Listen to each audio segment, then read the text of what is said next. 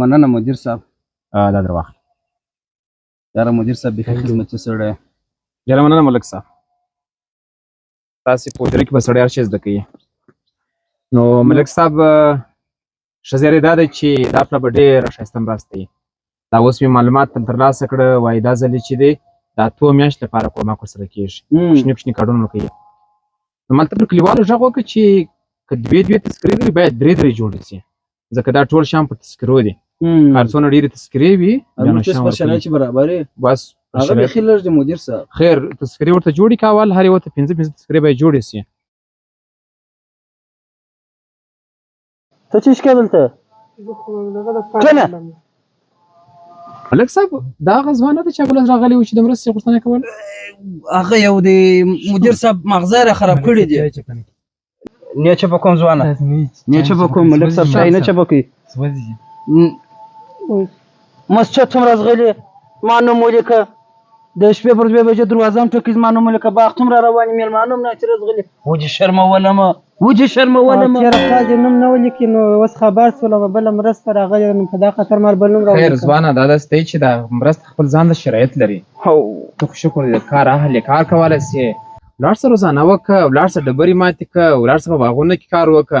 اوس د لږ وخت یې ورشه لږ وکړئ، بل کار وکړه. د سبا او بل سبا دا دې په باغونو کې د ګرنګیچو د الوچیو د دغو کار شروع کېږي، د شفتالو دغه کار وکړه. نو ته خو شکر دی ځوان یې. ډېره خبرې دا زموږ ملک دی، کارونه پیدا کېږي. ما پسې کتلي دي ډېر. ګوره خبرې ډېرې مه کوه. ما د مدیر صاحب خبرو او ما خبرو د ښه غوږ ونیسه. ګوره دغه ځوانان دي او نور هم دي، داسې دي زموږ په شرایطو برابر شه. برابر دي وروره نوم نوشته کومه څنګه مدیر صاحب؟ مدیر صاحب هم همکاري در سره کوي او دا زموږ باغ ته به هر وخت داسې په خلاصه پښه راځي، څوک به نه وي چې تا ته ولا ګوري. پوه شوې؟ موږ سره لاره وړې، ته سر ورخلاص کړه مدیر صاحب، ته یې سر ورخلاص کړه. ما سوال کېږي دغه زموږ غټ د وړو د غنمو د غوړو د وریجو شرکت یې لري دی؟ په نوي سړک چې دی، نوي سړک. آفرین. دا د کومه پیدا سو، د کومه جوړ سو؟ یو کال وخت کې دغونه غټ شرکت، دغونه غټ ځای سر خلاص کړه. نو ملک صاحب سر خلاص که آینده به دې سمه سي. ملک صاحب خو ما څو واره ولي چې مرسته راکړه، سر څنګه سره خلاص کړم. ګوره نه پوهېږم چې ستا مغزه خراب دي، لیونی ته څه شي، زه به دې سم سر خلاص کړم.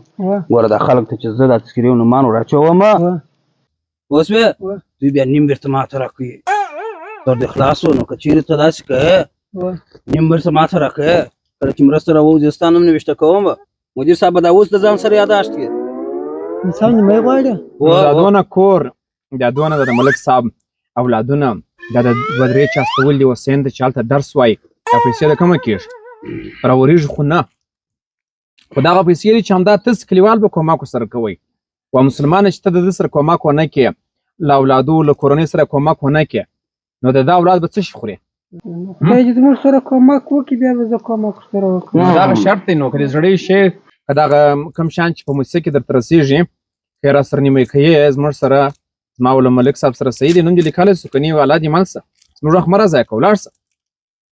ملک صاحب سر ورخلاص کړه. ګوره ما ودی چې ورور ټیکټ کوو، زو بغمان ته مثلا نور ځای ته میلې کوو، د تیارې مصرف و، د هلته خرڅو خراجاتو دا شیان، دا خو نه موته نه دي. نو دا خو به دغه چلېږي. نو موږ کوم کار بل خو نه لرو. نو ته خو مه وینې ګرده ورځ په باغ کې ناست یم، دغه ځوانان دي پر ما راټول دي. قرار نیمې که نوم به دې نوشته کړي، نیمه کوې که یا توره مه ګرایه، سم ووایه. نیمې مې نه زړه کېږي، لږ به درکړو. نو ووځه په ما هم کور پسې ځه ولاړ شه، ولاړ شه، موږ بانډار ته پرېږده، ولاړ شه. ولاړه که دی ولاړ که ښه ملک صاحب. نو تا څه کوله؟ یاره په دا چاکلیټ دې شکر به راډېره کړې، دلته به کښېږدم. ملک صاحب د کلیوالو غم دې نه وي ماشاءالله، ستا خېټه ورځ د ولي برداره کېږي. مدیر صاحب نو څنګه کوې؟ نو دغه بیا چې د سړي برابر دی خدایي چاغېږي. نو رښتیا هم په ډوډۍ په دې شیانو سره بس د کلیوالو کور آباد چې کومک کوي. وګوره د خپل لاس یوه ګوله ډوډۍ د سره نیمه کوي، کور یې آباد، ور یې څه هم نه وایي، شکایت هم نه کوي. خیر دی کشه دې پوه بسې.